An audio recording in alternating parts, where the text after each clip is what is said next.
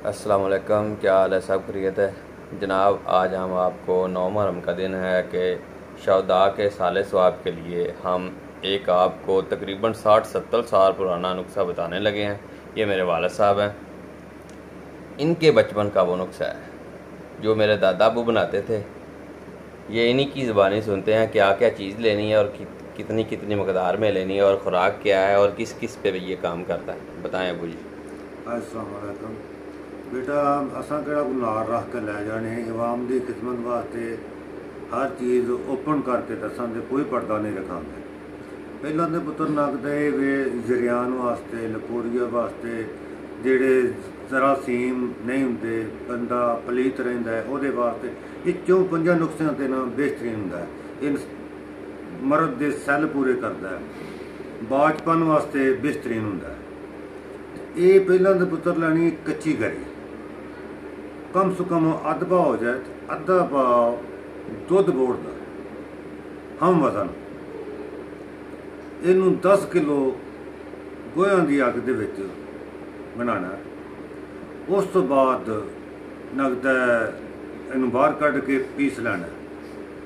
उस तो बाद दूसरा नू नाल इहदे नाल जोधर लानी है लाल फटकड़ी दी, कम से कम भी अद्ध पाव ले लो। फिर ये अद्ध पाव फिर नगदा बोड़ का दुध, इनू भी 10 किले गोहे की अग देनी है। जिसले तैयार हो जाए पी लवो तो बराबर वजन नगदा रखना दोवां चीज़ों का। उस तो बाद तीसरी चीज़ ये वे गैरू हुंदा, ये फलाद नालों ज़्यादा ठंडा हुंदा, बेहतरीन चीज़ है। तो ये जिसले त्रेवे चीज़ां तुहाडियां ठीक बन जान तो त्रोवां चीज़ों का सिर्फ एक चनिया दाने जिन्नी एक खुराक होनी चाहिए। तो देनी गर्मी दे विच मक्खन दे नाल बेटा, तो सर्दियों दे विच दुध नाल ते मलाई नाल। लो जी, अज तुहानू नहायत पुराना नुस्खा और आसान धात, जरियान, एहतलाम, लकोरिया, जकावत इस काम करना नुस्खा है।